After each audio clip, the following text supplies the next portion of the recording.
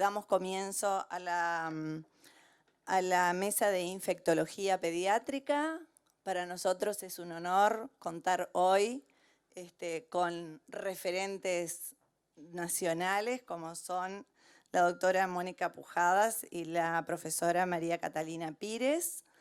Bueno, para los que no estuvieron en la mesa anterior de meningococcemia, les damos las bienvenidas, agradecerles a todos los que viajaron tanto para estar hoy acá presentes en esta ronda COSEMI. Para nosotros es un orgullo estar hoy acá festejando los 30 años de la ronda COSEMI y más orgullo aún tener la academia acá con nosotros, ¿no? Así que bueno, muchas gracias nuevamente, muchas gracias a las docentes. Vamos a empezar sin más con la primera conferencia que se llama Enfermedades reemergentes luego de la pandemia COVID. ¿Aumentaron las infecciones en niños y adolescentes? Bueno, esto lo va a presentar la doctora Mónica Pujadas. Les cuento que la doctora es pediatra, es epidemióloga, infectóloga pediatra, diplomada en vacunología, profesora agregada de las clínicas pediátricas, coordinadora de la carrera de especialización en infectología pediátrica, es ex profesora adjunta del Departamento de Medicina Preventiva y Social de la Facultad de Medicina, en la unidad de epidemiología e infectología pediátrica del Pereira Rosell, es miembro de la Comisión Nacional Asesora de Vacunas, es miembro del Comité de Vacunas y Epidemiología de la Sociedad Latinoamericana de Infectología Pediátrica, es miembro del Comité de Inmunizaciones de la International Pediatric Association, es presidente actualmente de la Sociedad Uruguaya de Pediatría, es secretaria del Comité de Infectología y Vacunas de la Sociedad Uruguaya de Pediatría, es presidenta del Foro de las Sociedades Científicas del Cono Sur, consultora nacional e internacional de OPS-OMS, y es integrante del Grupo Asesor Científico Honorario para el Manejo de la Pandemia de COVID-19 en Uruguay. Así que bueno, luego de este extenso currículum, Mónica, muchísimas gracias y es un honor tenerte por acá. Muchas gracias, buenos días para todos. El honor y el placer es mío y bueno, y fundamentalmente me defino además como una persona, como ustedes saben, del interior, así que bueno, estoy feliz de poder estar acá compartiendo estos momentos con ustedes. Brevemente, porque con la profesora Pires hicimos la presentación en base a dos temas según lo solicitado. En esta primera parte me voy a referir entonces a las enfermedades, a ver qué pasa con las infecciones en los niños. Realmente hay cierta sensación, y ahora vamos a ver qué es más que una sensación, de que han aumentado las infecciones en niños y adolescentes luego de la pandemia, entonces vamos a intentar ver un poquito por qué. Vamos a considerar estos puntos. Por un lado, desde siempre cuando hablamos de la pandemia o cuando hablamos de la infección por SARS-CoV-2, COVID-19, considerar que estamos hablando de una enfermedad inmunoprevenible que tiene muchas consecuencias y que dentro de esas consecuencias vamos a analizar específicamente la situación en cuanto a las infecciones. También vamos a referirnos entonces a cuál es la situación de las infecciones en la pospandemia para terminar con algunas reflexiones y desafíos. Rápidamente, cuando hablamos de el impacto de la pandemia COVID en niños y adolescentes, debemos recordar que el impacto viene por muchas cosas. Por un lado, obviamente, por lo que implicó la infección en sí, que si bien inicialmente se consideraban a los niños y adolescentes mucho menos involucrados que los adultos en la pandemia, y de hecho fue así, se fue viendo en el correr, digamos, del tiempo, en la medida en que avanzaba la epidemia en nuestro país, por ejemplo, en que como los adultos se iban vacunando, los adultos iban enfermando y también adquirían inmunidad natural, se trasladaba la infección y aumentaba en las edades pediátricas con todas sus consecuencias. Pero a su vez tenemos que considerar, cuando hablamos de salud, niños y adolescentes y resultados de impacto de la pandemia, todo lo que llamamos parapandemia, que son las consecuencias que tuvieron nuestros niños y adolescentes por las medidas que hubo que tomar para el control de la epidemia. Valga decir, el cierre escolar, la disminución del contacto interhumano, que implicó también menos interacciones frecuentes, ¿verdad? Y todo eso que fue entonces llevando a las consecuencias que vamos a ver. Simplemente para que tengamos un panorama global de lo que ha sido la participación de niños y adolescentes en la epidemia COVID en Uruguay. Aproximadamente, según este es el último dato que publicaba el Ministerio en nuestra página, de la participación, digamos, de niños, tenemos que aproximadamente del total de los casos diagnosticados de COVID, desde el 13 de marzo de 2020 empezó la pandemia, la epidemia en nuestro país, más o menos un 14% fueron menores de 15 años. Eso como cifra global, ¿verdad? Y allí ustedes pueden apreciar a la derecha y arriba cómo fue aumentando, como decíamos, la participación de los niños y adolescentes en lo que eran los casos de COVID. Para que no quede duda, y por qué decimos que se trata de una enfermedad inmunoprevenible, esta es la curva epidémica, esta es para todos, no solo niños y adolescentes, ¿verdad? Esto es la curva epidémica global y cómo en la medida en que fue aumentando la cobertura en la línea roja para la vacunación contra COVID, esto para los datos de 2021, cómo fue, digamos, influyendo y finalmente descendiendo la curva epidémica a partir entonces del día 95, que es el que se considera el punto de inflexión a partir del cual se bajaron los casos. Y muy especialmente, porque ustedes saben que posteriormente a esto hubo aumentos, varios aumentos de picos epidémicos, pero sí, muy especialmente tuvo impacto a lo que fue a la disminución de fallecidos y de la letalidad y de la mortalidad, muy especialmente, ¿verdad? Simplemente como para tener un panorama. Y cuando decimos cómo afecta directamente la infección, además de las medidas de la parapandemia, tenemos que tener en cuenta, entre muchas consecuencias, ustedes saben que COVID en niños y adolescentes se describió rápidamente, por ejemplo, el síndrome inflamatorio multisistémico pediátrico asociado, ¿verdad?, al SARS-CoV-2 y también lo que llamamos COVID prolongado, que seguimos conociendo de qué se trata. Hasta el día de hoy se sigue investigando porque seguimos viendo que hay diferentes repercusiones en órganos y sistemas de niños que hayan tenido previamente COVID o incluso niños que hayan pasado con la enfermedad asintomática y realmente estas repercusiones de lo que hace al COVID puede verse en cualquier órgano y sistema, muy especialmente en la esfera de la salud mental, y todo esto nos hace decir entonces que no es lo mismo haber tenido COVID que no haberlo tenido, ¿verdad?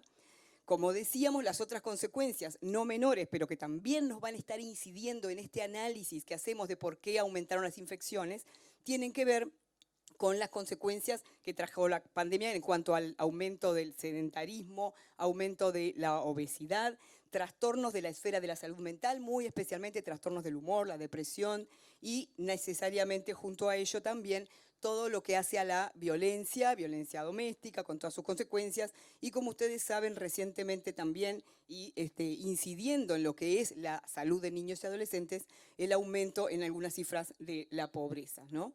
Como un panorama. Este estudio que hicimos con un grupo de estudiantes de la carrera de medicina del último año, se los traigo porque implica centros de Salto y de Rivera, centros educativos de Saltos y de Rivera, en lo que se estudió qué pasaba con lo que era el impacto de haber suspendido las clases de los preescolares, por ejemplo, o de haber tenido que, sobre todo en educación inicial, en lo que es muy difícil la virtualidad, ¿verdad?, tener que adaptar ese tipo de enseñanza. Y simplemente para que es uno de los tantos más estudios que hay en nuestro país y en el mundo, demostrando los resultados negativos en la calidad de vida de los niños uruguayos que trajo la pandemia. Pero también se describen cada vez más impactos. Por ejemplo, hay una alarma que la OMS ha emitido acerca de cómo se está encontrando cada vez más casos de diabetes en niños que tuvieron previamente COVID. Y también cómo han aparecido más enfermedades digamos, del tejido conectivo o enfermedades autoinmunes en niños que han tenido también COVID. Simplemente como para pensar, y esto todavía no está dicha la última palabra, probablemente se sigan detectando problemas traídos también por haber padecido COVID. Entonces, si vamos a centrarnos ahora sí en esto de que aumentaron las infecciones, bueno, primero vamos a ver un poquito cómo se explica y luego vamos a ver los datos puros y duros que hemos podido ir investigando en Uruguay. Hay varias teorías, pero esta que les traigo es de las que más se está demostrando en lo que se llama la deuda inmunológica, que sería la causa de que haya mayor susceptibilidad por parte de las poblaciones pediátricas a infecciones de otros virus no SARS-CoV-2 y otras bacterias y otros parásitos, o sea, básicamente todas las gamas de posibilidades de infecciones. ¿Y por qué se da? ¿Qué quiere decir esa deuda inmunológica? Bueno, se refiere a lo que es la escasez o lo que es la disminución de la inmunidad protectora que adquiere la población de varias maneras, pero una de ellas es justamente con la exposición interactuando entre personas, entre niños, en este caso, por ejemplo, en centros escolares, etcétera, y que hace que si no tienen esa interacción, esa población sea más susceptible a enfermedades. Por otro lado, eso también se demuestra o se traduce en un aumento no solo de que se enferman más, sino de que lo hacen de manera más severa, y eso tiene que ver también con una susceptibilidad diferente que tenemos de enfermar luego de padecer SARS-CoV-2, muchas veces por fenómenos inflamatorios, y también hace que entonces haya cambios en la circulación, en la que es la epidemiología de las infecciones, muy especialmente la circulación viral, como vamos a ver ahora, que como ustedes saben, ha cambiado. Tenemos circulación durante todo el año de influenza, por ejemplo, o tenemos el BRS más precozmente de lo que era antes, y así sucesivamente con varios ejemplos. Y esto viene surgiendo, hay reportes en todo el mundo que nos están hablando de aumento de la frecuencia y la virulencia de circulación del BRS, los virus de influenza, pero también virus digestivos, el rotavirus, también meningococo, pertussis, estreptococos piógenes, o sea que, y bueno, y el neumococo, que realmente hace que tengamos que estar alertas con alto nivel de sospecha para su diagnóstico y también conociendo la situación. Entonces le vamos a mostrar algunos datos que tenemos desde Uruguay.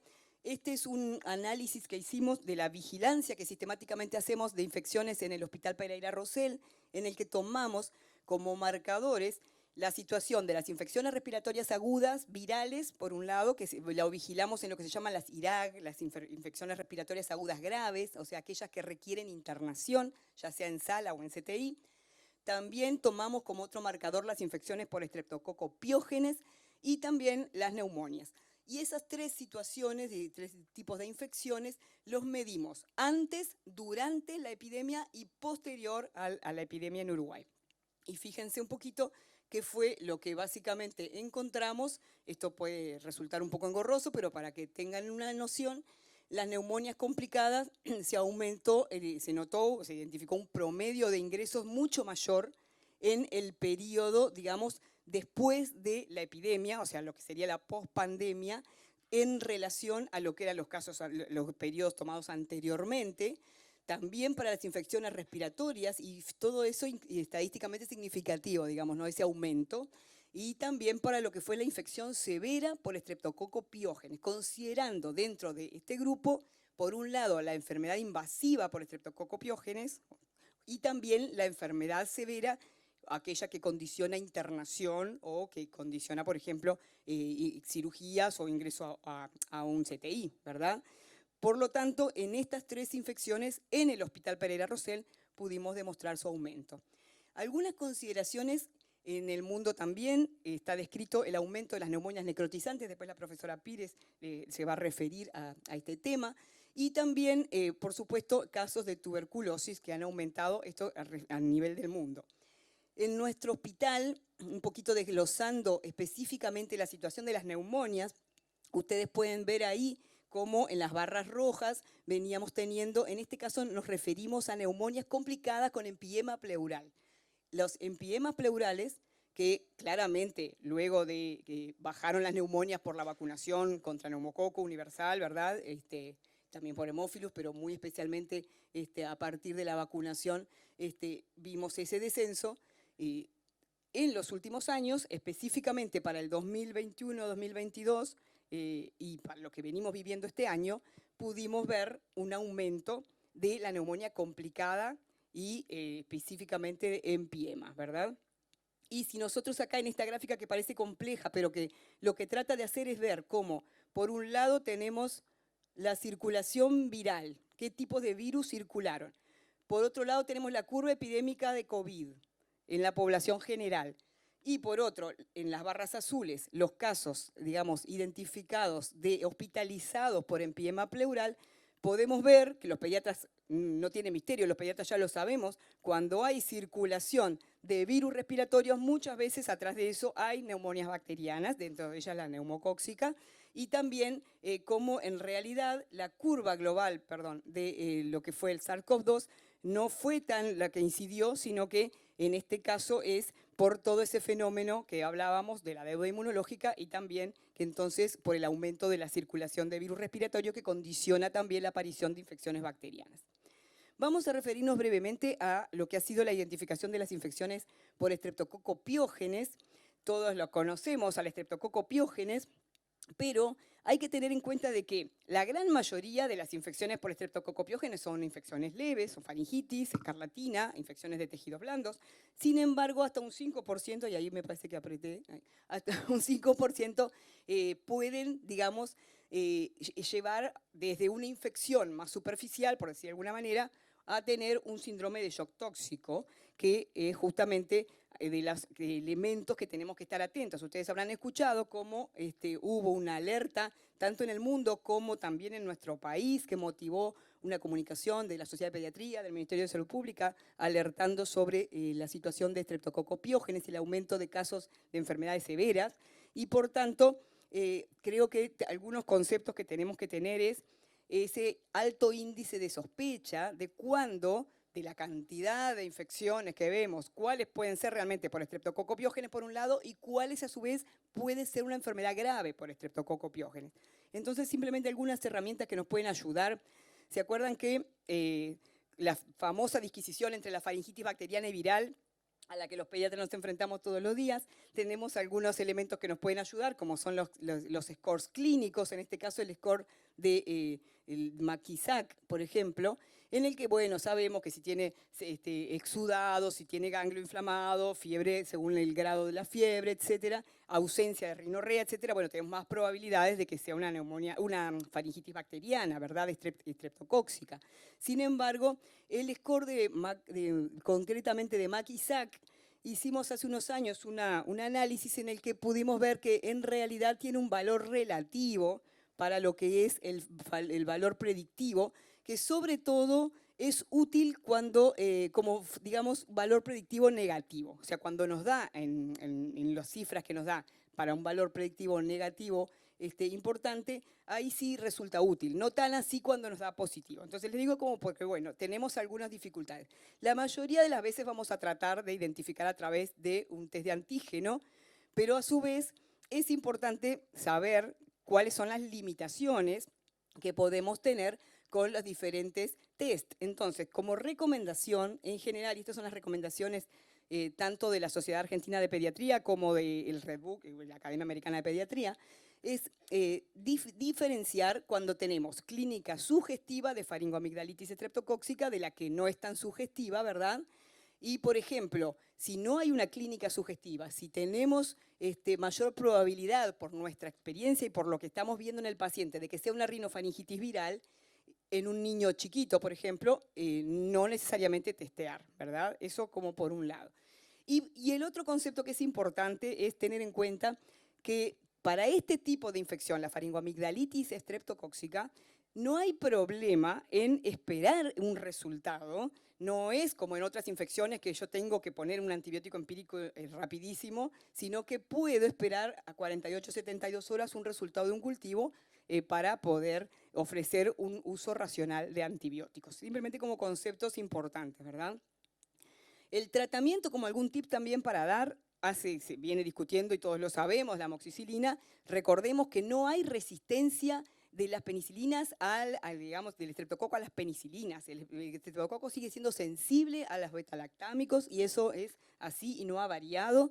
O sea que cuando hay una mala evolución clínica, no vamos a pensar que es por resistencia al antibiótico, sino por otras causas que tendremos que buscar o porque no se trata de una infección estreptocóxica, ¿verdad?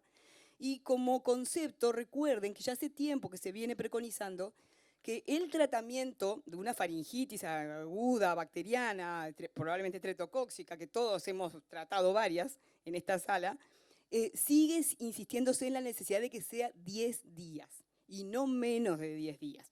Podemos dar, como dice ahí, hasta una dosis incluso diaria, pero tiene que ser 10 días el tratamiento.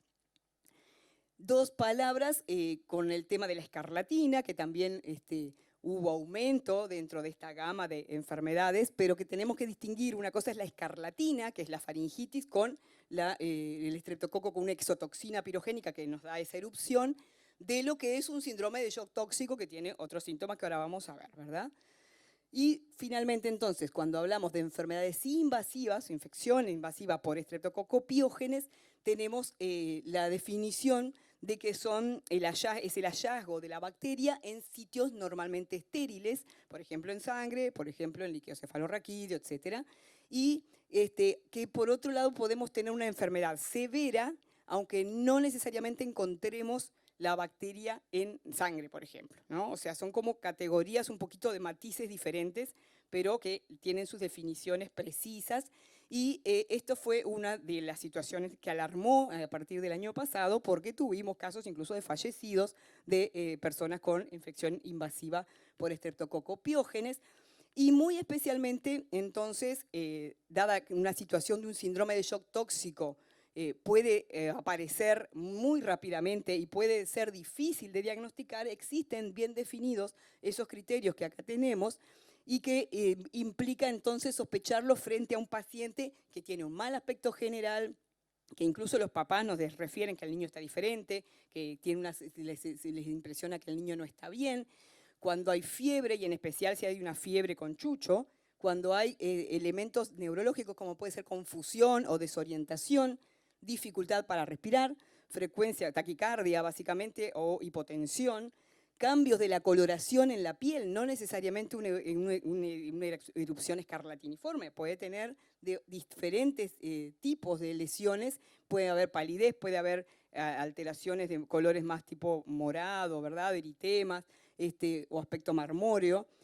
Son todos cosas que nos tienen que hacer pensar que ese niño puede estar teniendo una enfermedad invasiva, no solo por estreptococo piógeno, ¿no? En general una enfermedad bacteriana invasiva, pero sí estar sospechando, ¿verdad? Y también otro signo que se describen son los dolores inespecíficos, en general en miembros, o también lo que hace una sudoración, la piel húmeda, sudorosa, pegajosa, que muchas veces excediendo lo que son los picos febriles, muchas veces, y que hace que entonces tengamos que sospechar. Esto tiene un manejo específico que va a ser no solo, obviamente, el antibiótico, sino todo el soporte y el manejo de lo que es el shock, incluyendo inmunoglobulinas, y muchas veces cuando se asocia a, por ejemplo, una infección de tejidos blandos, que también puede avanzar rápidamente, es importante, además del tratamiento del shock tóxico, ir a lo que son los drenajes, la cirugía, ¿verdad? Y un concepto, porque muchas veces la infección por estreptococo piógenes va a estar alojada en lo que son los tejidos blandos, es importante considerar, todos vivimos la época del estafilococo meticilino resistente comunitario, y entonces muchas veces a partir de ahí vamos a tener que estar dudando si es, por ejemplo, una celulitis de miembros, no sabemos si es estreptocóxica o puede ser estafilocóxica. Sin embargo, recordemos que el tratamiento empírico inicial de una infección de tejidos blandos, como puede ser una celulitis, por ejemplo, de miembros, siempre necesariamente tiene que cubrir estreptococo. ¿Por qué? Porque muchas veces dejamos con trimetoprim sulfa, por ejemplo, pensando que es el estafilococo, pero no podemos tener la certeza, y así ha pasado que queda sin cubrir estreptococo con la consiguiente evolución a la peoría. Y es fundamental hablar con nuestras familias. ¿Por qué? Porque es una infección muy frecuente, entonces no vamos a estar generando el pánico de que cada faringitis va a terminar en un shock tóxico, pero sí es importante que tanto los equipos de salud como las familias tengan claro cuándo pensar en una enfermedad más severa y cuándo consultar y con qué, digamos, prisa consultar. Creo que este mensaje que tuvimos que dar insistentemente el año pasado es fundamental porque, como toda situación en que se generan, y sobre todo si hay casos de fallecidos, se generan alarmas y para ninguno de los dos lados es bueno entonces o dejar de actuar o actuar en exceso. Y esto es un poquito la comunicación que ustedes la tienen disponible en la página de la SUB, de lo que transmitíamos a las familias, insistiendo además, por esto que decíamos, de que muchas veces luego de una infección viral puede venir una enfermedad bacteriana, entre ellas Streptococcus, en la importancia de mantener las vacunas al día. Si estamos bien vacunados contra gripe, disminuimos la probabilidad de infectarnos con influenza, también vamos a disminuir la probabilidad de una neumonía neumocóxica, de una enfermedad por Streptococcus, etc. Dos palabras sobre las infecciones respiratorias agudas graves. Creo que esto lo vivió todo el mundo en el país, ¿verdad? El aumento y cómo circularon los diferentes virus, en qué momento. Estos son los datos de salud pública, digamos, en cuanto a la vigilancia de virus respiratorios. Y fíjense el BRS, que es el que ven en azul, como bastante temprano en lo que es el año se empezó a ver la circulación, ¿verdad? Pero que además coexistió con influenza. No fue que primero, como siempre vemos, ¿no? Primero BRS, después influenza, o al revés, según el año.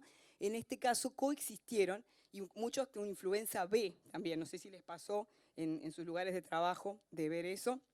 Y esto fue un poquito lo que hizo que realmente, esto fue la proporción de ingresos hospitalarios. Fíjese cómo en pocas semanas epidemiológicas rápidamente el 90% de los ingresos en un CTI, en nuestro CTI, en este caso del Pereira Rosell, eran infecciones respiratorias. O sea, eso nos permitió afirmar que venían siendo más graves estas enfermedades, ¿verdad? Con más virulencia, como decimos en epidemiología.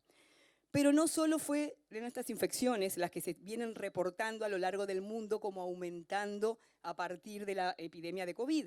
Fíjense, este es un dato bastante reciente. En marzo, de agosto del 2022, desde Estados Unidos nos reportan aumento de tos convulsa, de casos de tos convulsa. En nuestro país, nosotros seguimos teniendo casos que se presentan en forma endemoepidémica, o sea que cada 3 a 5 años tenemos un pico de tos convulsa, pese a lo cual en los últimos años no hemos tenido mortalidad, desde que empezó la vacuna TDAP a embarazadas, desde que también se hace un manejo oportuno de las complicaciones, como puede ser la hipertensión pulmonar, etc. Sin embargo, tenemos que estar atentos porque, bueno, muchas veces lo que le pasa al resto del mundo después nos termina pasando a nosotros, ¿verdad? Y lo mismo con la enfermedad meningocóxica. En España hay alerta por el aumento, y eso que ellos tienen vacunas en calendario para meningococo. Sin embargo, vienen identificando un aumento de la enfermedad meningocóxica invasiva.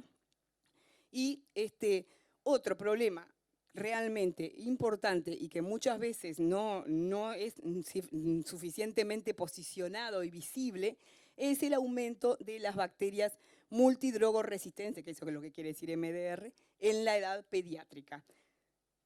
Viene anunciándose hace mucho el problema del aumento de la resistencia antibiótica en todo el mundo, inicialmente un problema en adultos, pero que como todo, finalmente llega a la pediatría.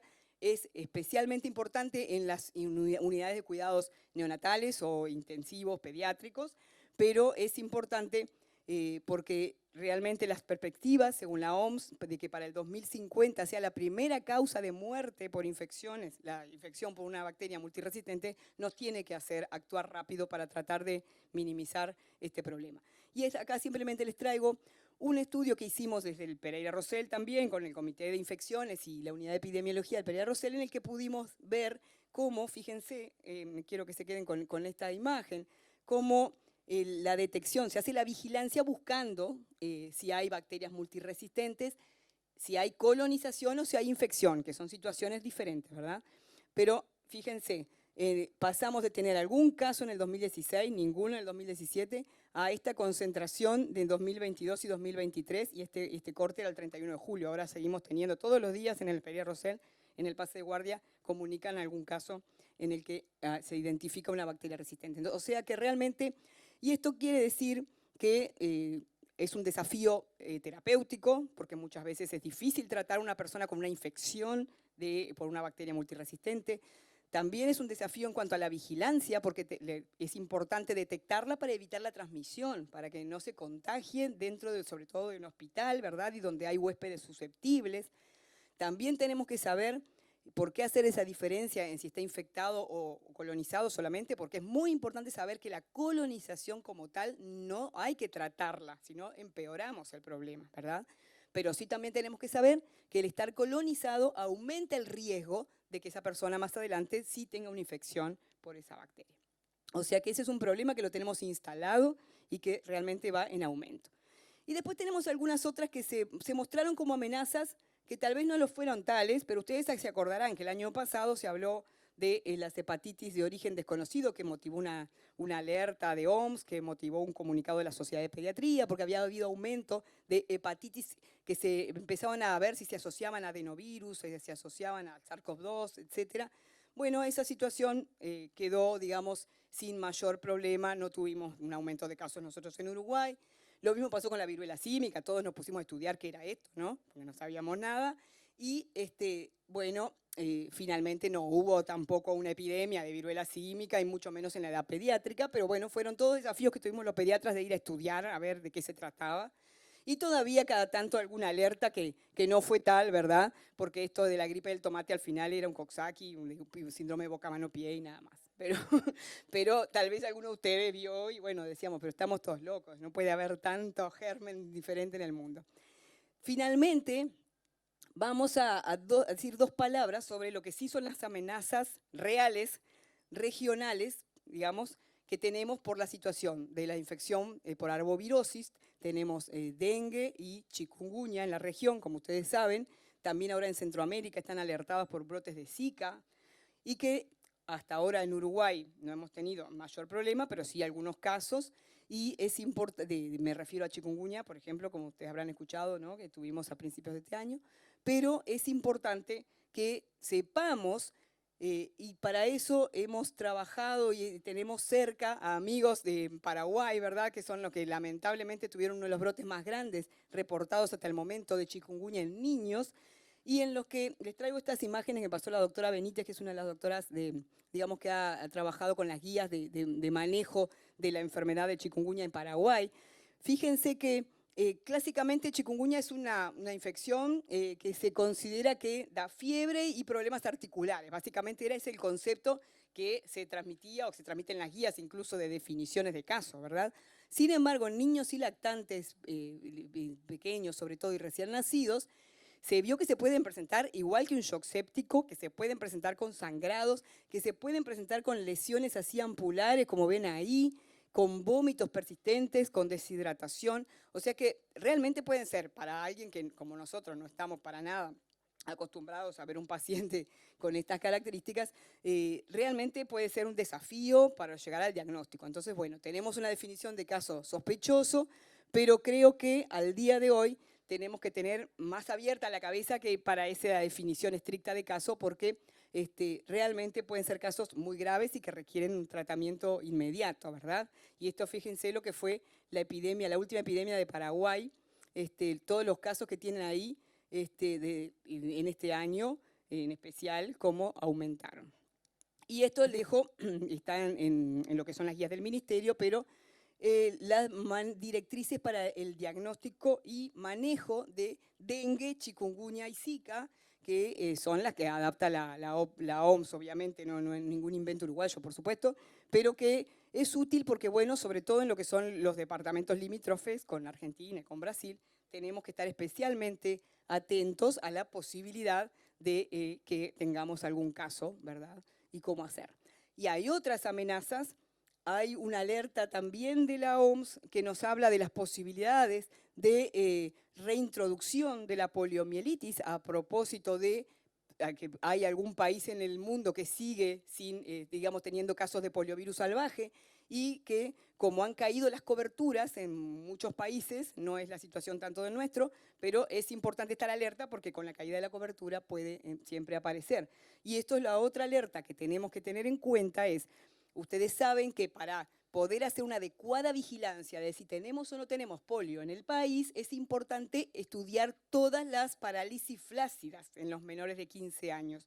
Y entonces este concepto es importante porque si nosotros diagnosticamos una parálisis flácida, tenemos que notificar al Ministerio de Salud Pública para poder investigar poliovirus. Y el sarampión, que es otra de las amenazas, porque en la región hay, y esto está bien directamente relacionado con esto que hablábamos de las caídas de las coberturas, es otra enfermedad que obviamente muchos de nosotros no hemos visto, te diré que la mayoría, ¿verdad? o hemos visto poco. Algunos la tuvimos igual, pero bueno, eso ya habla de edad. Pero tenemos que ser bien conscientes de que no es una enfermedad benigna de la infancia, como muchas veces sigue creyendo la población, ¿verdad? Y que tenemos que un 30% de las personas con sarampión pueden presentar una complicación, que 1 de 4 se internan y 1 de cada 1000 o 2000 fallecen. O sea que nada de benigno. Y finalmente, la última amenaza que les quería dejar para reflexión es que estamos en una situación en que ha cambiado también la actitud de la comunidad, de la población, hacia lo que son las vacunas. No solo las vacunas, las recomendaciones médicas en general. Pero fíjense, esto fue antes de la pandemia. En el 2019 hicimos una encuesta desde la SUB, tal vez algunos de ustedes la contestaron. Encuestamos a 100 pediatras preguntándoles si se habían enfrentado en el último año a alguna situación en que los padres hubieran manifestado desconfianza frente a las vacunas. Y fíjense, 95% dijeron que sí, se habían enfrentado al menos a una situación y 26% a una negativa total de vacunar a sus hijos. Por lo tanto, tenemos mucho por hacer en esta área, porque ya sabemos que si no logramos mantener adecuada cobertura de vacunación, todos estos riesgos que estábamos mencionando de posibles enfermedades reemergentes nos van a realmente venir. ¿Y qué podemos hacer? Bueno, estudiar mucho, fijarnos mucho en lo que son, les dejo unos sitios útiles aquí que pueden ayudarnos justamente por esto de que permanentemente hay informaciones nuevas sobre lo que son las enfermedades que se identifican, reemergencias, circulaciones de diferentes virus, etcétera. Y también, obviamente, reforzar lo que ya todos los pediatras sabemos, pero que es importante, la importancia de una buena historia clínica, la importancia de un examen físico completo, incluyendo los antecedentes de viaje en este mundo globalizado, los antecedentes de inmunizaciones, los antecedentes ambientales, ¿verdad? Y también, obviamente, promoviendo la vacunación, promoviendo todo lo que es la prevención, incluyendo la vacuna COVID, ¿verdad? Y sobre todo trabajando en equipo, compartiendo experiencias y manteniéndonos comunicados, que realmente va a ser la única manera de poder seguir trabajando frente a todas estas amenazas y enfermedades reemergentes.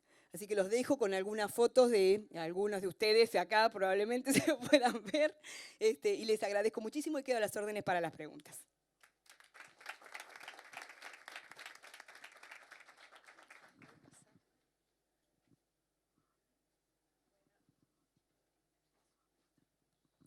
Bueno, no sé si hay preguntas. Muchas gracias.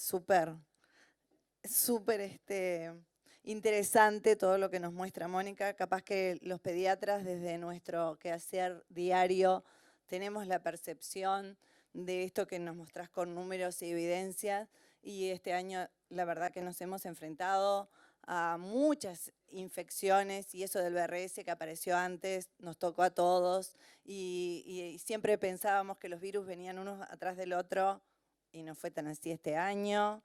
Y yo tenía una pregunta de cómo estamos en coberturas este año del certificado esquema de vacunación, no de otras. ¿Estamos más bajos? ¿No? Porque, por ejemplo, No, en realidad es bien importante tu pregunta. Ustedes saben que con el tema de la epidemia COVID, eso en todo el mundo hubo descenso de cobertura, sin excepción. En nuestro país realmente tuvimos, pero mucho menos, pero muchísimo menos que en otras áreas, y ni que hablar, que a su vez ya los últimos datos, tanto para el 2021 como 2022, nos dieron que estamos bien en cuanto a los promedios. Pero ¿qué quiere decir eso? Y por eso les traía esta última imagen del desafío de la confianza, ¿no? El trabajar en mantener las coberturas es un trabajo que tenemos que hacer permanente. Y lo que sí ha pasado en el mundo, y eso es una alerta, es que la gente, vieron que con las vacunas COVID todos estábamos conociendo día a día el desarrollo, ¿no? Claro. Y uno iba a la carnicería y escuchaba, no, pero a mí que me quiero dar la china, no, yo me quiero dar la de la India, ¿no? Entonces, uno dice, por un lado eso es bueno, porque la gente está muy bien, que esté informada y es una manera de conocer y acercarse a la ciencia. Por otro lado, nos puede pasar, como está pasando en Estados Unidos, por ejemplo, que cuestionan sin tener conocimientos realmente correctos de cuál es la situación en cuanto a vacunas y en cuanto a enfermedades. Y en ese sentido, la alerta que tenemos que tener es no olvidarnos del impacto que tienen todas las enfermedades inmunoprevenibles, porque como está la vacuna, no hay más enfermedad, nos olvidamos de que hay una polio, de que puede dar la polio, que puede dar el sarampión, que puede dar una meningitis por neumococo, y sin embargo, podemos mirar un poquito más amplificadamente un efecto adverso que siempre puede haber. Entonces, ese es el desafío. Las coberturas, recuerden que además son promedios. Entonces, estamos bien, pero eso no quiere decir que cuando hacemos un promedio va a haber zonas que no estén tan bien. Entonces, es fundamental seguir trabajando específicamente, llevando las vacunas a donde tienen que estar y poder estar además vigilando también, con esto de mejorar la confianza, vigilar los efectos adversos, vigilar las situaciones. Si no hay una mesa después, porque estas oportunidades son únicas, ¿no? De tenerlos a ustedes acá. En relación a lo que dice Mónica de las coberturas, hemos trabajado mucho con las personas del programa de inmunizaciones, el doctor Gabriel Pelufo, la doctora Patricia Barrios. Nos entregaron, analizamos mucho las coberturas y se hizo mucho trabajo en todos los departamentos de trabajar, no solo en los vacunatorios y no solo en nuestras indicaciones, sino vacunar en territorio, ir a los lugares a vacunar, porque llega un punto que esa es la única solución. Eso se hizo. Pero en el año, para el año 21, la primera dosis de sarampión, por ejemplo, estaba bastante bien, 92, 93%. La segunda era 82%. No estábamos bien. Para la penta pasaba no tanto, era, supónganse, 91, y ahora logramos estar de vuelta para todas estas, por arriba de un 93%, supónganse, o un 92 o 93. Ahora, la reflexión que hacemos todos una es la que decía Mónica, le establecimos el riesgo por departamento según la cobertura de vacunas. Si vamos al ejemplo del sarampión, por ejemplo, Artigas, Rivera, 33, Maldonado, figuran con riesgo, porque la cobertura en esos lugares es más baja. Y muchos son de mucho turismo o son fronterizos. Entonces, la cuestión no es tan sencilla. No. Entonces, y lo otro es que para un país tan chiquitito, con el acceso que hay a las vacunas, eso que nos falta, ese 8%, ese 6% que nos falta, son niños que están en riesgo, de verdad en riesgo. O sea, y en ese porcentaje están estas familias a las que, no sé, todos acá levantar. Si les pedimos, levanten la mano, ¿quién no está frente a una familia que dice, no voy a vacunar a mi hijo de ninguna vacuna, de ninguna? Entonces, es complejo, es una situación nueva, esta que traía Mónica, y creo que sí es cierto, si nosotros decimos nos fue mal porque bajamos al 80 o al 91, nos van a decir no, si hay países que bajaron al 50, al 45 y al 60, pero a eso podemos llegar, porque hay zonas de Estados Unidos, cuando estos grupos tienen mucha influencia, en la que llega eso. Así que bueno, es como buenísimo que hay gente de muchos lugares y pueden de repente escuchar, el 22 está bárbaro, pero no es todo igual. Sí. Y ahora hay una iniciativa que nos llegó a Salto, que está muy buena y que la estamos difundiendo, que es la vacunación de fronteras, que aparece Gabriel hablando de, bueno, no sé si todos la recibieron, veamos en el consultorio si tienen las 4 de polio, veamos si tienen el sarampión, está muy bueno.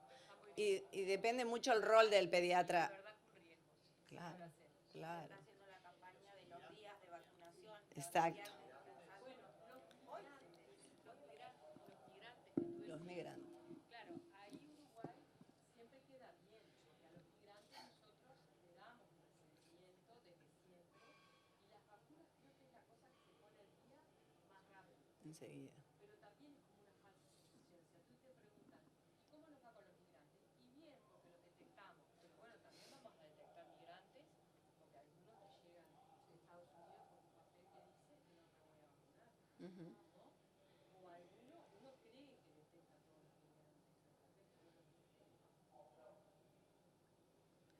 Bueno, muy bien. Muchas gracias. Muchísimas gracias. Muy buena esta presentación y estas palabras finales de reflexión. Bueno, ahora vamos a presentar, me parece que ya está presentada para todas, la profesora Catalina Pires, que todos la súper conocemos en Uruguay. Katy es pediatra, es especialista en infectología y microbiología. Actualmente es la profesora de la Clínica Pediátrica A del Departamento de Pediatría de la Facultad de Medicina de la Universidad de la República. Es coordinadora de la especialización en infectología pediátrica de la Escuela de Graduados. Es integrante del Comité de Infectología y Vacunas de la Sociedad Uruguaya de Pediatría y es la expresidente de la Sociedad Latinoamericana de Infectología Pediátrica. Y hoy nos va a hablar de un tema súper interesante, que ya lo introdujo Mónica, que es neumonias necrotizantes, un desafío diagnóstico y terapéutico. Adelante. Bueno, trataremos de hacerlo lo más práctico posible porque nos pareció que era un tema, ¿no?, de cuando se hizo un sondeo de lo que se necesitaba, y creo que de los que estamos acá hemos estado en comunicación con mucha gente durante todo el año por estos pacientes. Uno de los aspectos es la supuración pleuropulmonar, como hay personas que lo llaman, y me parece que está bien ese término, porque bueno, a uno lo induce a pensar, tengo supuración pleural, pero a lo mejor también pulmonar, y la neumonía necrotizante tienen sus diferencias para estos dos últimos años, 22 y 23.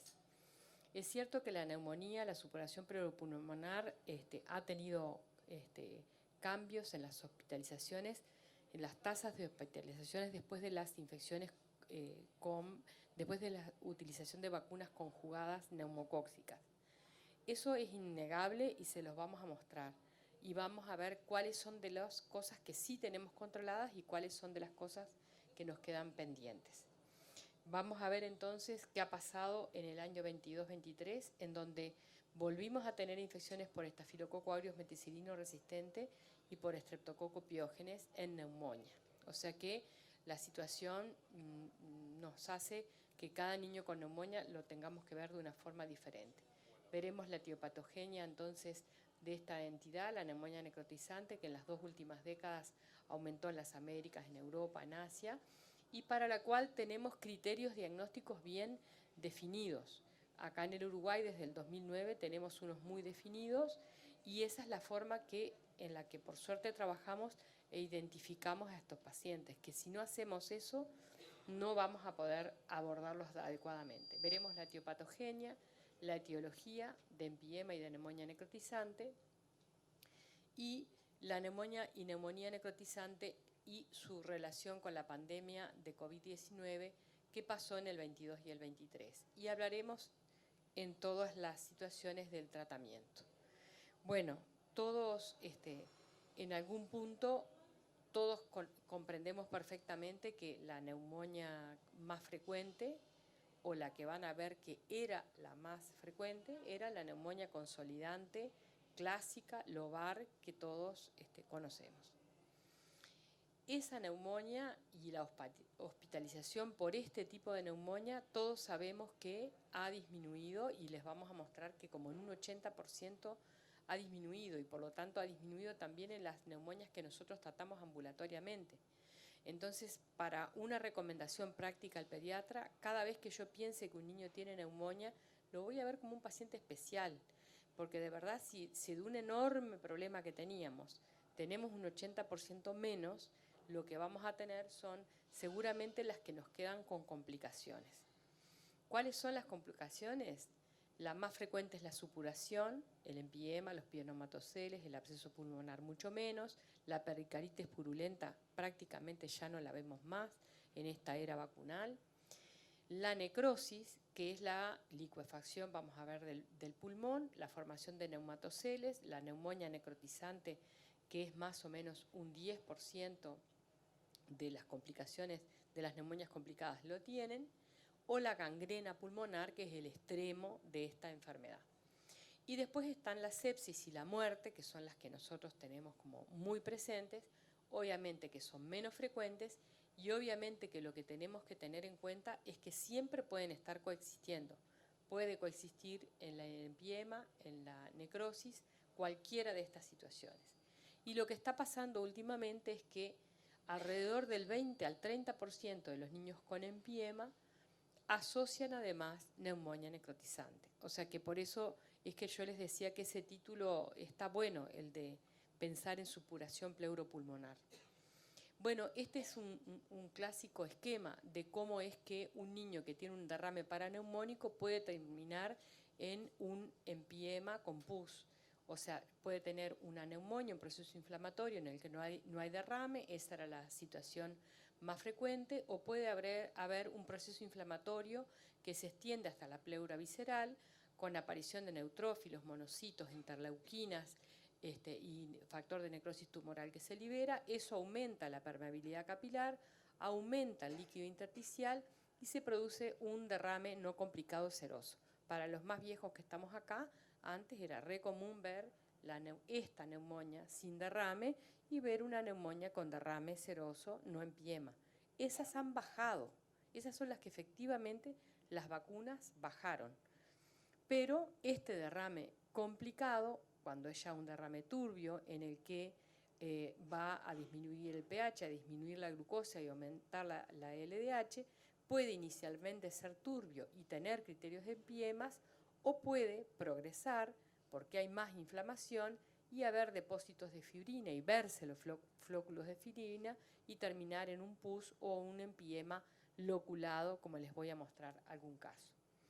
Entonces, para el caso de empiema sería la primera definición que todos ya conocemos, pero que siempre está bien que la repasemos, porque esto es como un continuo. Yo puedo estar en esta situación, pero a lo mejor puedo pasar a esta otra, o puede parecerme un líquido no turbio, pero tener criterios y evolucionar. Y por supuesto que antes se detendrá la evolución cuando antes yo diagnostique y empiece la enfermedad. Entonces, estos criterios son los que conocemos de empiema: el pH menor de 7,1, la glucosa menor de 40 y la LDH, la láctico deshidrogenasa, mayor de 10. Dos criterios mayores que son pus o bacteria en el líquido pleural, o dos menores, leucocitos y que sean polimorfonucleares. La definición de neumonía necrotizantes es la que yo le decía, es muy importante. Y esa hay que manejarla para poder identificar al paciente. ¿Cómo lo identifico? Es aquel niño que en la radiografía de tórax tiene neumatoceles, que son cavidades de paredes finas, uno o más, y pueden tener múltiples o uno o más de neumatoceles, y uno o más de los siguientes criterios: mal estado general, fiebre que persiste o reaparece. O sea que el tener mal estado general y fiebre que persiste o reaparece, esos son criterios importantes. Leucocitosis o leucopenia, PCR mayor de 120, LDH en líquido pleural mayor a 2500 y fístula broncopleural, es decir, que si tenía un drenaje empiece a salir, a barbotar aire. Estos son los criterios que si un niño que drenó un empiema empieza con alguna de estas situaciones, o sea, venía bien y reapareció la fiebre, o venía bien y hay fístula, o venía bien y el estado general empeora y los parámetros aumentan, yo voy a buscar si en la radiografía tiene neumatoceles, si persiste febril, y me puedo ayudar de la ecografía y sobre todo del ecodoppler, que siempre conviene que en los lugares donde ustedes trabajen haya algún ecografista que se interese, porque puede ver un área que tiene ausencia de flujo y te dice: en este lugar hay evidencia de necrosis. Lo otro, el gol estándar para todos los trabajos, es la tomografía con contraste, en que cuando la neumonía es moderada, lo que se ve es un área en donde el contraste no está, pero todavía no se ven la cavitación. Luego aparece la cavitación y por último, en la necrosis severa es cuando hay cavitación y la fístula hacia la pleura y aire en la pleura. Esa sería la extrema, y obviamente que en la tomografía también hay hipoperfusión. ¿Qué quiere decir todo esto? Quiere decir que cualquiera de las bacterias, neumococo, estafilococo, u otros, como van a ver ahora acá, esta yo no la corregí muchas diapositivas, pero esta no. Acá va Streptococcus pyogenes, acá va hasta Haemophilus, o sea que hemos cambiado. Estas bacterias generan un intenso fenómeno inflamatorio, atraen neutrófilos y se produce una trombosis venosa con oclusión trombótica de capilares alveolares que lleva una isquemia, es decir, es una necrosis primaria. Se licúa el pulmón y se genera una área de necrosis con material líquido que se elimina, se sustituye por aire y ahí aparecen los múltiples neumatoceles y finalmente en la necrosis severa la fístula broncopleural, porque el aire pasa a la pleura y de la pleura al tubo que nosotros drenamos. Y esto es bastante distinto de la supuración pulmonar, que es la apoptosis de los polimorfonucleares, la liberación entonces de factores sí inflamatorios, pero es una necrosis secundaria y ese es el absceso pulmonar en el que es diferente. Es la arquitectura pulmonar que rodea esa área necrótica está conservada, a diferencia de lo que pasa en la necrosis pulmonar de esos niños que nosotros vemos, en donde la arquitectura del pulmón no, se pierde porque se necrosa mucha parte del pulmón. Esto aquí no se ve porque la pantalla no tiene como mucha resolución, pero nada más decirles que hay un trabajo muy interesante en Taiwán. Hay muchos trabajos en esa zona del país, lo mismo que en Estados Unidos, que intentan explicar por qué es que a un niño le pasa semejante evolución. Me imagino que a ustedes les pasa lo mismo. Cuando uno tiene un paciente que ingresó por una neumonía y en vez de irse al segundo, tercer, cuarto día, se pasa 15 días, 20 días internado, y lo que tenemos es una neumonía neumocóxica, como les voy a mostrar, uno puede plantear una hipótesis y ver si es cierto. Esta gente pensó que lo que le había pasado a ellos era que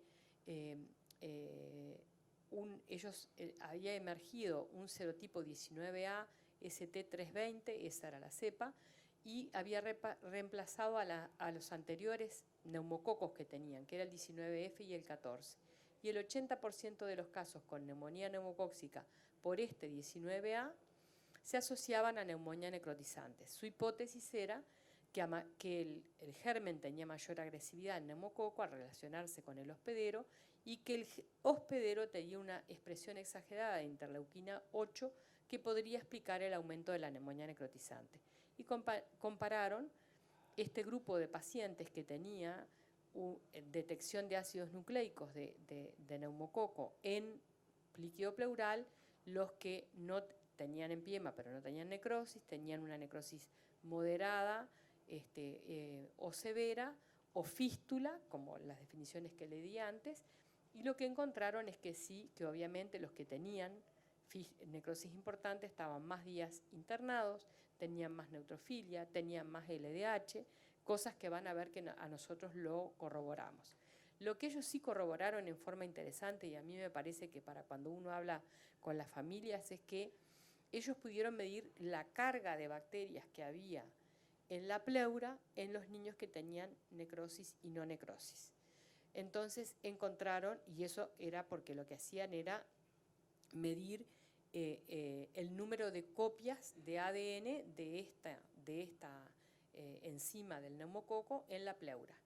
Y resultó que este corte de 50, cuando había una densidad mayor a 50.000 copias de ADN de este gen, digamos, del neumococo, el líquido pleural se predecía necrosis. O sea que cuando teníamos 50, la posibilidad de tener necrosis era mucha. ¿Y quiénes eran los que más probabilidad tenían de tener una carga bacteriana significativamente mayor y generar necrosis? Les dio que era el 19A y el serotipo 3. Los demás serotipos tenían una carga bacteriana más baja. Y eso nos pasa a nosotros. Nos pasa que el serotipo 3, que es el que más comúnmente se vincula a necrosis, seguramente lo hace porque llega a una carga bacteriana mucho más alta. Yo siempre conversamos en el hospital con Mónica que capaz que uno nunca vamos a tener, porque nunca vamos a hacer este tipo de cosas, de medir una carga bacteriana, pero si uno tiene un niño con un empiema, con una LDH mayor de 2500 y una radiografía en donde hay una densidad, una opacidad muy, muy densa, ahí la carga bacteriana, eso está bien determinado, es altísima. Y ahí uno a la familia le puede decir, bueno, lo vamos a tratar, debe ser el germen más común, pero a lo mejor la evolución no va a ser la misma.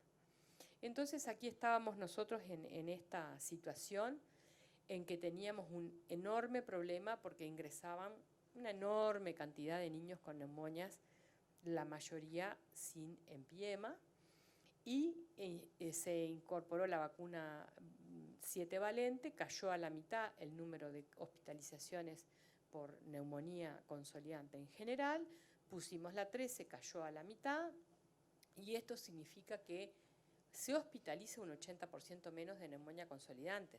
Por lo tanto, nosotros no tenemos número de cuántas neumonias atendidas en la comunidad, menos tenemos, no lo tenemos, pero ustedes piensen, o por lo menos a mí me pasa, ¿cuántos niños ven en las consultas que digan, ay, es una neumonía? Nosotros, no voy a decir nosotros, bueno, yo que soy muy vieja, antes era una cuestión frecuente, diagnosticar una neumonía en un domicilio o en una consulta era común, bueno, hoy ya es bastante menos frecuente. Eso es lo que significa esta reducción. Se redujo mucho la neumonía neumocóxica y mucho la neumonía por los serotipos vinculados a la vacuna 13 valente. Pero ¿qué nos pasa? Viene el COVID y como les mostró Mónica, de tener nuestro pico de influenza, pico de BRS, pasamos a un silencio absoluto de los virus respiratorios, se fueron los virus respiratorios comunes, quedó solo el COVID durante el año 20 y buena parte del 21, para después reaparecer esos virus. ¿Qué nos pasó a nosotros con las neumonías? Si ven en rojo y azul, no se llegan a ver ahí, son los años del 2017 y 18, y el verde es el año 20. Y ven que hay poquísimas neumonías. Ahí nosotros decíamos que existía una información sobre que la infección por influenza iba seguida de una infección por neumococo, eso había. Ahora, no había mucha noticia de si el COVID iba a ir seguido de una infección neumocóxica. En los niños no nos pasó, pero en los adultos sí pasó. Los adultos que tenían COVID, muchos tenían como complicación una infección neumocóxica. Entonces veamos nosotros esto que les decía Mónica. Si eso pensábamos que íbamos a tener que ponernos a estudiar, efectivamente eso pasó. Veníamos, este es el año 19 antes, y estos eran clásicamente las complicaciones pleuropulmonares que llegaban, empiema, que llegaba en primavera, después de que se iban los virus respiratorios, aumentaban. Vino el COVID, silencio, muy poquitos casos de empiema, para después, cuando reaparecen y con enorme persistencia hasta el fin de año los virus, tenemos un número muy importante de neumonias complicadas. Fíjense este caso de abril del año 22 de Rocha. Entonces ahí empezamos todos a tener esa percepción de que teníamos muchos casos. Nuestro hospital empezó a recibir más pacientes, eso es cierto, pero de todas formas esta nena de 3 años tenía 7 días de fiebre y tos catarral, su mamá estaba cursando COVID los días previos, y esto, para que se nos grabe bien así, es que bueno, ella tenía dificultades para consultar, porque cuando la gente tenía fiebre todo el mundo pensaba que era COVID, no, puede ser otra cosa. Se retrasó un poco su atención, pero ingresó con esta neumonía, que ustedes ven un enorme derrame pleural y la neumonía, con una neumonía necrotizante, que ven que se ve después que se drena el derrame, y su SARS-CoV-2 era negativo, pero tenía una influenza A. El citoquímico del líquido pleural, miren la LDH de 13.000 que tenía, con una glucosa muy baja y proteínas altas, y el cultivo fue un neumococo sensible y estuvo 8 días con drenaje bajo aguas y 4 días con una válvula de Hemlich, y eso es lo que más o menos pasa en nuestro hospital, en donde bueno, trabajamos en forma conjunta con los cirujanos. Este otro caso también era de abril, pero acá había, tenía 5 años, llevaba 15 días de una enfermedad respiratoria, 7 días de fiebre, tenía un SARS-CoV-2 y tenía un empiema neumocóxico y una neumonía necrotizante que lo llevó a tener un neumotórax, como ven, importante. Y este niño estuvo hospitalizado como más tiempo y con mucha fiebre al inicio y requirió otras intervenciones quirúrgicas. Entonces estuvo 12 días con ampicilina y 12 días más con amoxicilina vía oral, y esto fue porque, bueno, logramos obtener entonces el diagnóstico, y el diagnóstico en este caso había sido por detección de ácidos nucleicos en el líquido pleural. Y eso es como una novedad y como que está bueno que uno hable con los microbiólogos del lugar en donde trabajamos, si el cultivo no dio, si pueden hacer antígenos, si pueden hacer ácidos nucleicos, porque esas cosas se pueden hacer. Acá no voy a reiterar lo que dijo Mónica, pero ustedes ven los empiemas totales, los empiemas neumocóxicos, cómo bajaron. Si yo comparo la tasa después de la caída esta y de esta caída, no hay mucha diferencia entre el año 2011 al 2019 si comparo el 20 al 22. Las tasas son idénticas y se superponen, porque yo digo siempre, cuando hablen de infección neumocóxica, los más jóvenes no vivieron esto, que era como, los hospitales eran como una guerra de niños para drenar, yo qué sé, era horrible. Ahora estamos en esta situación y tal vez la situación no cambió mucho, pero sí lo que tenemos que saber es que los que nos van a llegar son en general complicados. Y si nosotros comparamos el 20, que no tuvimos nada, con el 21 y comparamos el 20 contra el 21, aumentó el número de casos. Pero el 20 contra el 22, el 21 contra el 22 también hubo un aumento significativo. Esa fue la explicación que les dio Mónica. Y nosotros decimos que en los que pudimos confirmar el serotipo más frecuente fue el 3. El 3, acuérdense que está en la vacuna y que su inmunogenicidad, nosotros no sabemos cuánta cantidad de anticuerpos precisamos para que se prevenga la neumonía. Las vacunas estas se hicieron para prevenir bacteriemia, meningitis, y eso lo logramos prevenir, porque meningitis por serotipo 3 no nos pasa como en Brasil que hay.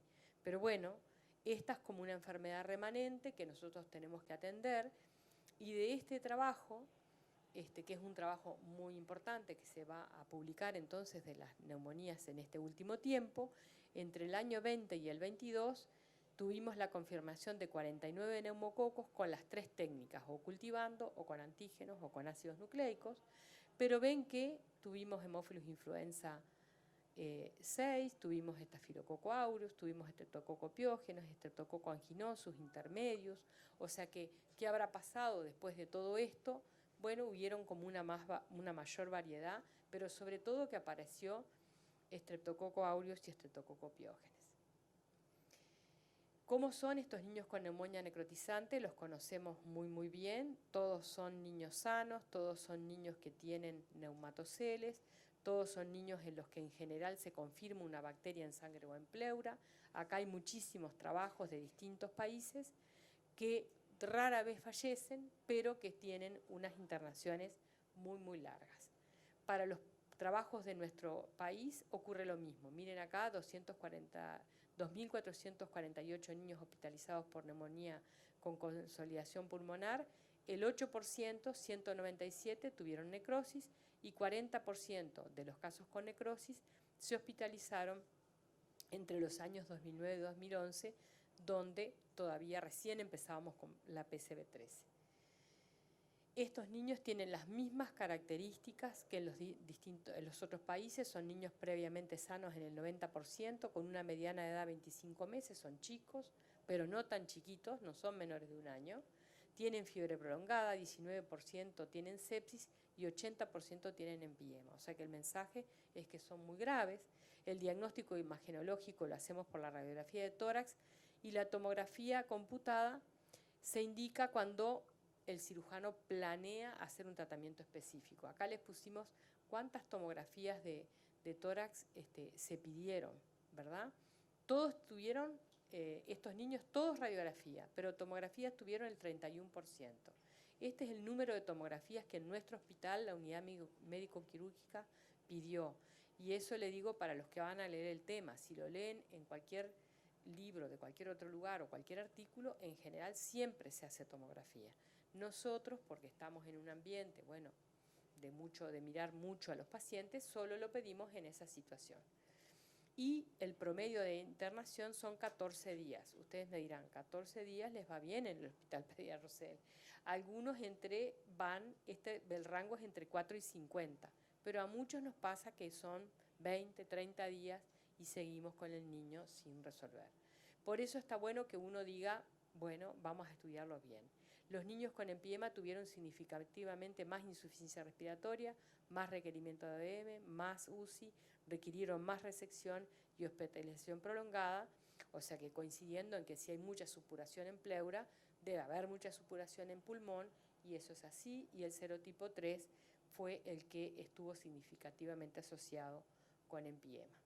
Acá está la etiología de esos 197 niños en donde se repite lo mismo: neumococo, Haemophilus segundo, estafilococo aureus, estreptococo piógenes, y combinaciones neumococo y Haemophilus, Haemophilus y estafilococo, Haemophilus y estreptococo piógenes. O sea que esa es la situación. El tratamiento, ahora le voy a mostrar unos casos que son todos del interior y la situación del interior, pero el tratamiento tal vez, a lo mejor Mónica quiere agregar algo más, pero acordarse que controlar la fiebre, el dolor y la hipoxia es básico. O sea, acá venimos las infectólogas, pero no somos infectólogas cuando vemos un niño de estos, ¿no?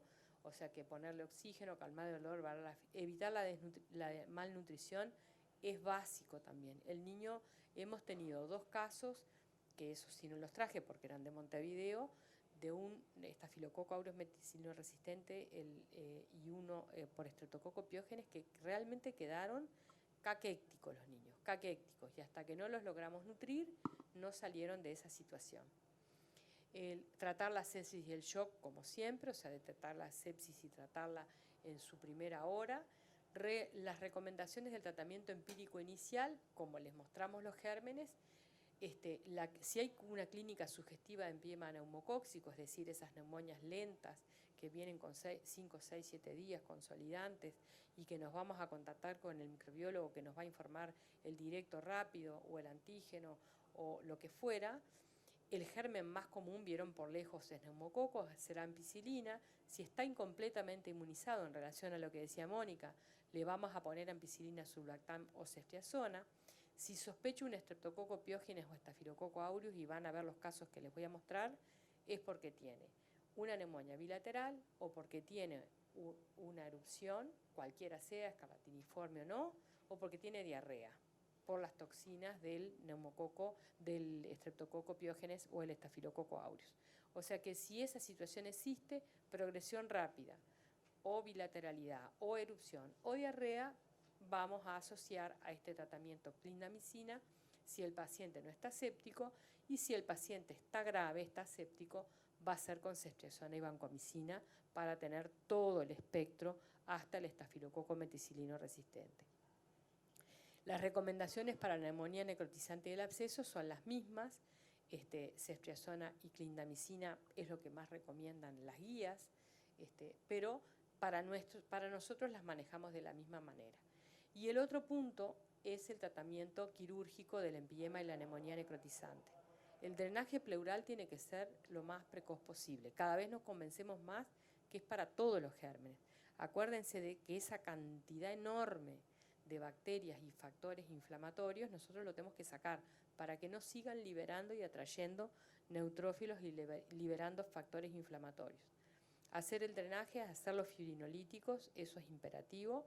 Videotoracoscopía y drenaje si se puede, y la resección de los sectores necróticos, sus segmentarios o lobares, solo se hace en casos excepcionales, ¿verdad? Si hay hemotisis, si hay grandes neumatoceles a tensión o gangrena, del 50% de un lóbulo.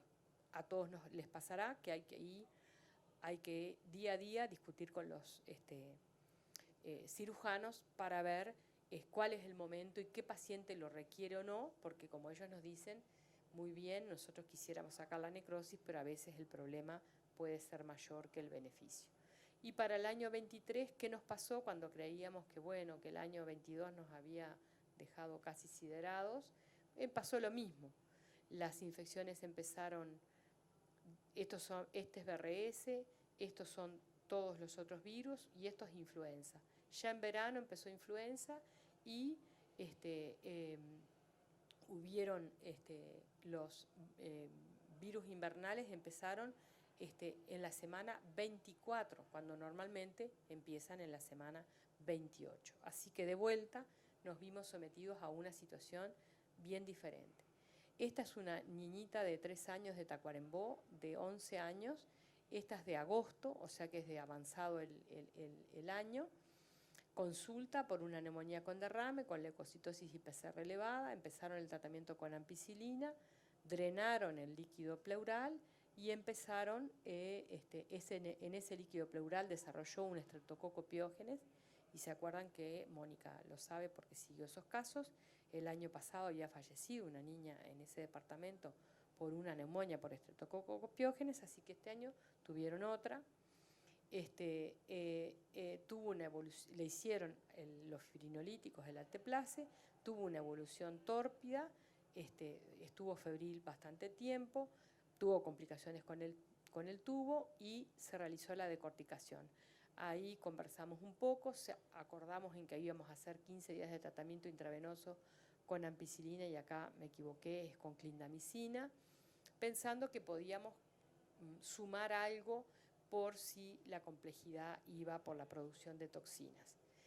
Bueno, finalmente esta nena, aunque termina con un empiema muy loculado, muy complicado, tiene una buena evolución. Y como ven acá, estuvo mucho tiempo internada y no fue por un germen que tuviera una resistencia, pero sí fue por un germen que le generó mucho problema. Esto lo presentamos en el Congreso de la SUB, y es las infecciones estreptocóxicas pleuropulmonares en el hospital de Salto, de Paysandú y del hospital pediátrico, del Pereira Rosell. Como ustedes ven, en el periodo anterior a 2009, como no hubo nada en el periodo de la pandemia y como sí en el 22-23 aumentó el número en forma significativa, y donde más aumentó, si bien a nosotros en 2 años tuvimos 4, y fíjense que en todo este periodo del 13 al 19 tuvimos 7, en Salto fue donde tuvieron más, y el mensaje de esto es verdaderamente que todos fueron cuadros extremadamente graves. O sea que si ustedes miran esto, tenían empiema, tenían sepsis, tenían shock séptico y shock tóxico, shock séptico 5, shock tóxico 3, ambos porque no pudieron definirlo, uno falleció y 16 estuvieron de alta hospitalaria de todos estos que les mostramos acá. Acá en este caso las fallecidas de la época previa al 22-23, pero este es un cambio que ya creíamos que no iba a seguir sucediendo y siguió sucediendo. Todos seguimos viendo neumonias por estreptococo piógenes. Esta es la primera niña, la única niña que tuvo Paysandú el año pasado, y es la misma historia. Ingresó, entonces esta es una nena de 5 años que ingresó con fiebre, un rash, era un rash así, tenía una neumonía, se puso rápidamente séptica, le hicieron un bolo de suero fisiológico, pasó al cuidado intensivo. Ella tenía el directo cocos positivos, después tuvieron la confirmación de que era un estreptococo piógenes, y esta niña estuvo de verdad muy, muy severamente enferma, hizo una necrosis y tuvo una insuficiencia renal. Y estos son los 3 casos de Salto del año pasado, que fue como se sumó a la gran alerta que dio el país. Estos 3 casos están dentro de esos. Este era un nene que tenía una infección estreptocóxica a múltiples focos porque tenía una artritis, una neumonía, con empiema, que se confirmó el Streptococcus pyogenes. Esta otra tenía una faringitis, faringitis porque tenía un test-PAC positivo, pero debutó rápidamente con una sepsis, confirmaron la neumonía, pasó rápidamente a CTI. Este es el ingreso a CTI, que ingresa como neumonía y sepsis, y como dicen los de Salto, en la misma guardia, en el mismo día, ingresó otro paciente casi con las mismas características, con una neumonía grave, con erupción escarlatiniforme, que también fue al CTI. Entonces, uno diría que la situación, yo no le puse los casos de Staphylococcus aureus, que realmente parecen ser un poco, no sé, crucemos los dedos, menos frecuentes, pero para nosotros en nuestro hospital los tuvimos. La neumonía adquirida en comunidad ha presentado una reducción significativa como causa de hospitalización, pero el año 22 y el 23 tienen características como especiales por la circulación viral, por el patrón diferente, por la desestacionalización de la circulación de los virus, porque el SARS-CoV-2 todavía no sabemos qué va a ser, parece que va a estar siempre y todo el tiempo. Y como decía Mónica, parece que la influenza también lo está copiando y capaz que está en el verano. Bueno, no sabemos. La neumonía necrotizante y el empiema es aún una complicación de los niños con esta patología. El germen más común es neumococo, pero es importante seguir investigando y vigilando para mejorar las estrategias de prevención y involucrarnos mucho en esto de las infecciones virales. Así que yo también digo como Mónica que nunca mejor se ajusta esta frase de que mucha gente pequeña en lugares pequeños, haciendo pequeñas cosas, capaz que en un consultorio diciendo vacunate o vení, o si seguís con fiebre volvé, o si se brota, bueno, pueden cambiar al mundo, como resultó exitosa la vacunación de COVID, pero mi reflexión final es la de muchos infectólogos que parecía que íbamos a salir victoriosos.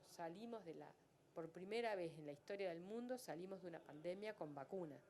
Y en vez de ser eso bueno, la gente, como decía Mónica, empezó a pensar que las vacunas, que si sirven, que si no sirven, y bueno, y capaz que ponemos en riesgo. No estamos en riesgo porque les dimos buenas noticias de las coberturas, pero hay como un 6-8% de niños que no están vacunados. Así que por ahí los dejo y las preguntas.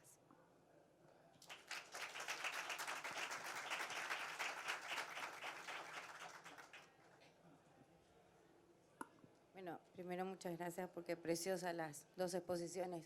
En cuanto a la vacuna antineumocóxica, cuando se la indica, ¿no? ¿Cómo se ve eso? ¿Hay cumplimiento? ¿No hay cumplimiento?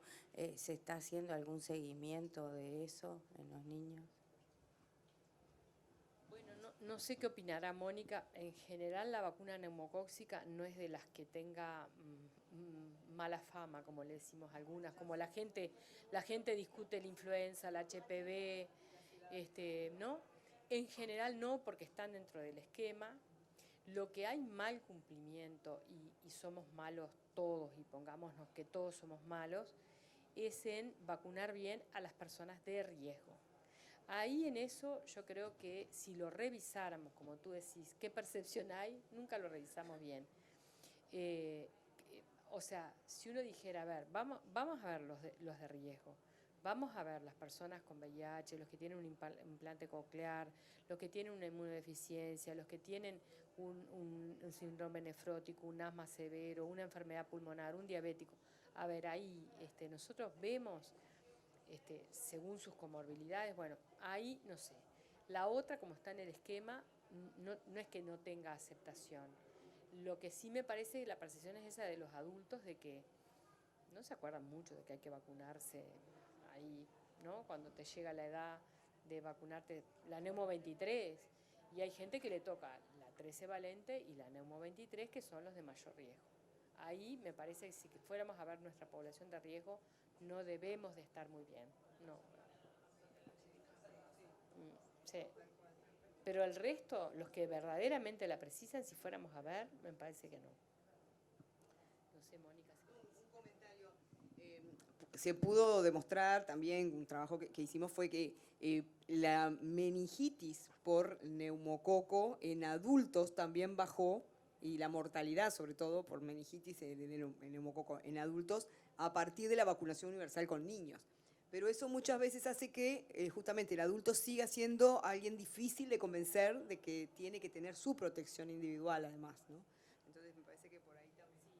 Bueno, no, podemos seguir hablando eternamente, pero bueno, ahora el tema de la meningitis es así, ¿no? Estas vacunas fueron creadas para eso.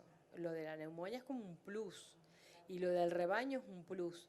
Y lo del rebaño es cierto, los adultos se enferman menos de los serotipos de la vacuna, pero tienen más infección neumocóxica. En el Hospital Británico vamos a llevar ahora un trabajo en congreso en el que tienen más enfermedad por los serotipos no vacunales, y que después en la era COVID y después tuvieron más meningitis los adultos.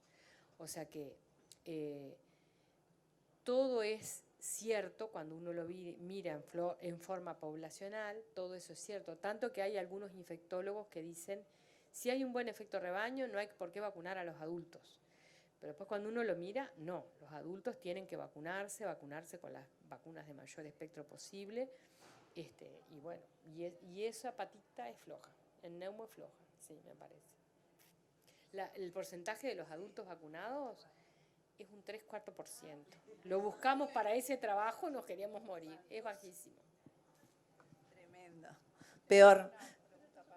¿Tenemos novedades? No, yo hablo fuerte. ¿Tenemos novedades de vacuna COVID para mayores de 5?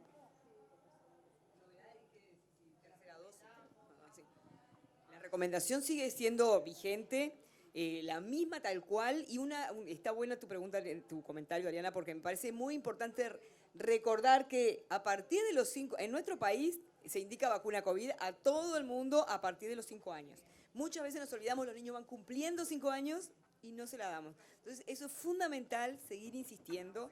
Por el momento, con la vacuna sigue la misma indicación. La confusión tuya me surgió hasta a mí. Un día lo llamé a Gabriel y le dije, a ver, ¿de qué estamos hablando? Porque hubo un comunicado medio raro. Era que se priorizaba a la población de riesgo, y a esa era la que priorizaba. Y esa era la que tenía que hacer refuerzo. Y acordamos y repetimos que, como en el resto del mundo, y como dice la OMS, el problema no terminó, el virus está, y porque hay países muy poco vacunados, y porque el virus está entre nosotros. Y al no vacunado lo va a encontrar. Es como cualquier otro virus, el que te va a encontrar. Entonces, la recomendación es como en Estados Unidos. Actualice su esquema. Si no lo empezó, empiécelo. Si no se dio el refuerzo que le tocó, que tenía que darse, déselo. ¿Con qué vacuna? Con la que tenga. Si tiene la de cepa ancestral, si tiene la que está actualizada a 5, a 4, bien, y si tiene la actualizada última a las últimas subvariantes también, pero cualquiera de ellas sirve para disminuir riesgo de muerte y hospitalización, sea en niños o en adultos, y en niños para el MICE, ¿no?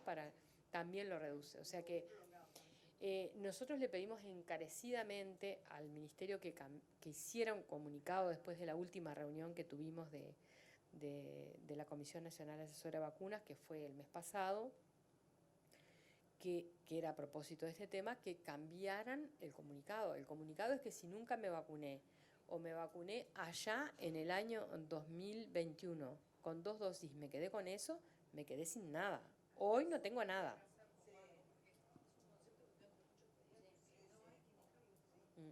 Sí.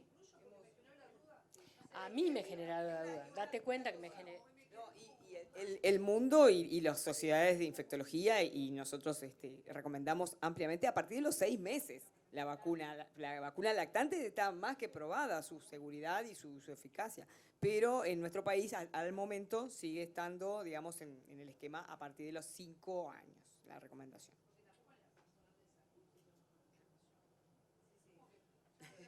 No existió más COVID. Eso lo que vos decís es así, pero es lejos de ser así. Estados Unidos se puede decir porque somos poquitos, pero no. Pero es un dato que está. En el Uruguay, según cifra oficial, en el primer trimestre murieron 61 personas por COVID. 61. Y la mitad eran no vacunados.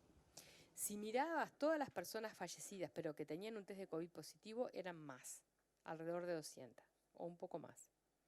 O sea que, no sé, yo como pediatra les decía a los médicos adultos, si tú tenés un COVID y te toca ser diabético, hipertenso y añoso, es como tener influenza, no sé, es como que mi niño que tiene patología neurológica, respiratoria, tiene influenza en invierno, ¿cómo le va a ir? Muy mal. Y después, ¿quién me va a decir de qué falleció?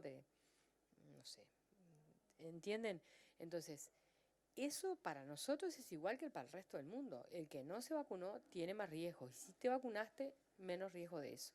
Y Estados Unidos, ¿no? Como no se cansa de decir un compañero en esto, Fernando Bacino, el resto del mundo está aumentando el COVID. En el Uruguay, les mostraba Mónica, el COVID está aumentando. Estamos viendo compañeros hasta del sector de la salud que se enferman. Entonces, Fernando dice, ¿cuándo vamos a aprender que lo que le pasa a otros nos va a pasar? Un poquito después, pero nos va a pasar. Entonces me parece que no. Yo pregunté lo mismo que a vos al ministerio, pero entonces, ¿qué seguimos diciendo? Quien no se vacunó, se tiene que vacunar.